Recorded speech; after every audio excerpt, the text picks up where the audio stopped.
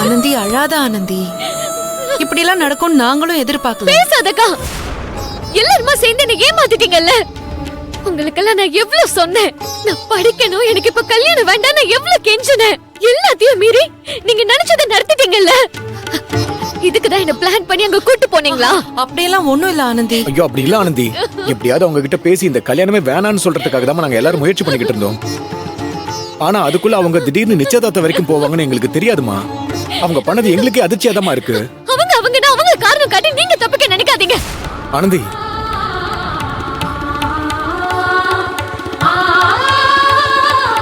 வார்த்தைக்கு வார்த்தை எல்லாரும் அவங்கள பத்தியே பேசிட்டு இருக்கீங்க. அவங்களுக்காக யோசிச்ச நீங்க என்ன பத்தி யோசிச்சீங்களா? ஐயோ ஆனந்தி, என்னம்மா இப்படி எல்லாம் பேசிக்கிட்டு இருக்க? உன்னை பத்தி நாங்க எப்படிமா யோசிக்காம இருப்போம்? யாருக்கும் எந்த மனஸ்தாபம் வந்துடக்கூடாதுன்னு நாங்க பொறுமையா இருந்தோம். ஆனா இப்படி எல்லாம் நடக்கும்னு எங்களுக்கு தெரியாதுமா. இப்ப கூட நடந்ததுக்கெல்லாம் நீங்க காரணம் இல்லைன்னு சொல்லி என்ன சமாதானப்படுத்த தான் பாக்குறீங்களே தவிர என் ஃபீலிங்ஸ பத்தியோ என்ன பத்தியோ யாருமே யோசிக்கவே இல்ல. ஐயோ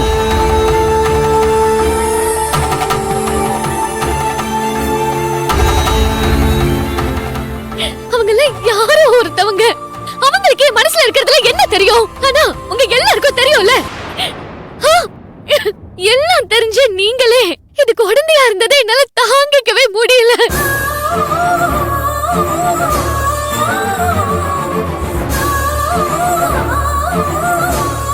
என்ன பத்தி அவங்களுக்கு என்ன தெரியும்?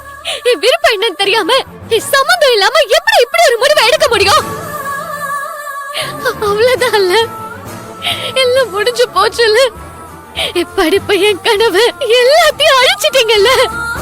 இதுக்காக தான் இத்தனை நாளா நீ டாக்டர் ஆகணும், அது எல்லாரோட கனவு, அப்படி இப்படி அப்பாவோட ஆசை, அப்படி இப்படி நீங்க என்னவோ சொன்னீங்க. என் கனவுக்காக கஷ்டப்பட்டு போராடி என் லட்சியத்தை அடைய போகும்போது இப்படி இப்படி பாதியிலே அதை உடைச்சு எரியறதுக்காக தானா?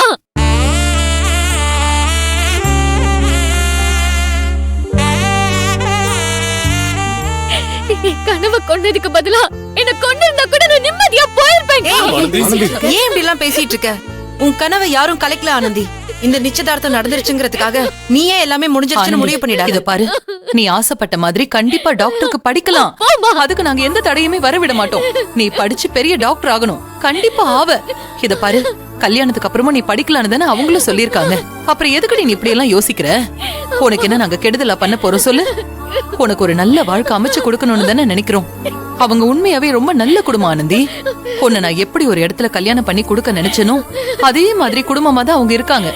மாப்பிள்ளையும் ரொம்ப தங்கமான பையன். அவரு ஒரு டாக்டராவே இருக்கிறப்ப உனக்கு எந்த குறையும் வராதுடி. உன் விருப்பத்துக்கு எதிரா அவங்க நிக்கவே மாட்டாங்க.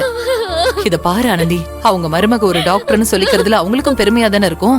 கண்டிப்பா அவங்க உன்னை டாக்டராக்க சப்போர்ட்டா தான் இருப்பாங்க. அம்மா, நான் உன் மகளா டாக்டர் ஆகி ஏன் பிறந்த வீட்டுக்கு நான் உங்க எல்லாருக்கும் பெருமை சேர்க்கணும்னு நினைச்சிட்டு இருந்தா, நீ என்ன மருமகளா அவங்க வீட்டுக்கு அனுப்பி அவங்க பெருமைப்படுத்துறத பத்தி பேசிட்டு இருக்க. இப்ப கூட நான் என்ன சொல்ல வரேன்னு உன்னால புரிஞ்சுக்க முடியலம்மா. ஆனந்தி, நீதாம்மா புரிஞ்சுக்காம பேசிட்டு இருக்க. படிச்ச பொண்ணா கொஞ்சமாவது புத்திசாலித்தனமா யோசி. கல்யாணத்துக்கு அப்புறம் உன்னால டாக்டர் ஆக முடியாதுன்னு தானே இந்த கல்யாணம் வேண்டாம்னு சொல்லிட்டு இருக்க. அதுக்குதான் ஒரு வழி இருக்குல்ல. கல்யாணத்துக்கு அப்புறம் தான் நீ படிக்கலாம்னு சொல்லிருக்காங்களே, அப்படியே இந்த விஷயத்துல எவ்வளவு பிடிவாதமா இருக்க ஆனந்தி? நீங்க சொல்ற மாதிரி ஒரு வேளை கல்யாணத்துக்கு அப்புறம் படிக்க வேணாம்னு அவங்க சொல்லிட்டாங்கன்னா உங்களால என்ன பண்ண முடியும்? அங்க வாழ வேணான்னு திரும்ப இங்க கூட்டு வந்துருவீங்களா? டேய், ஏன்டா இப்படி அபசகுணமா பேசுற? மா, நான் அபசகுணமாலாம் பேசல. அபசகுணமா எதுவும் நடந்துட கூடாதுன்னு தான் பேசிட்டு இருக்கேன். யாரு எப்போ எப்படி மாறுவாங்கன்னு யாருக்கு தெரியும்? எந்த நம்பிக்கையில இந்த விஷயத்துல அவங்களை நம்பி முடிவெடுக்க முடியும்? இத பாரு, தர்மலிங்க மாமா தான் அந்த குடும்பத்தை பத்தி அவ்வளவு சொல்றாருல்ல, அப்புறம் எப்படி அவங்கள பத்தி தப்பா யோசிக்க முடியும்? ஆனந்திக்கு ஒரு நல்லது நடக்கணுங்கிறதுக்காக தான் இப்படி ஒரு சம்பந்தத்தையே பாத்துருக்காரு. அது ஏன்டா புரிஞ்சுக்காம பேசிட்டு இருக்க நீ? மா, சும்மா பெரியப்பா சொல்லிட்டாருங்கிற கதையை வச்சு மட்டுமே பேசிட்டு இருக்காதமா. பல வருஷத்துக்கு முன்னால ஃப்ரெண்ட்ஸா இருந்தாங்க. அதுக்கப்புறம் வெளிநாட்டுக்கு போய் செட்டில் ஆயிட்டாங்க. இதை தவிர பெரியப்பாக்கு வேற என்ன தெரியும்? அவரை நம்பி சர்டிபிகேட் எல்லாம் கொடுத்துட்டு இருக்க. அதையும் தாண்டி யார் சொன்னா என்ன? கட்டிக்க போற அவளுக்கே விருப்பம் இல்ல. மத்தவங்களோட சம்மதத்தை வச்சு நீங்க எல்லாம் பேசிட்டு இருக்கிறதே முட்டாள்தனமா இருக்கு. நீங்க பாரு அன்பு, தர்மலிங்க மாமா சொன்னாருங்கிறதுக்காக மட்டும் இல்ல, நாமளே நேர்ல அவங்க கூட தானே இருந்தோம். ஏழை பணக்காரங்கன்னு கொஞ்சம் கூட வித்தியாசம் பார்க்காம நம்ம குடும்பத்தை தன்னோட சொந்த குடும்பமா நினைச்சாங்க. நம்மளெல்லாம் அவங்க எவ்வளவு மரியாதை ட்ரீட் பண்ணாங்க.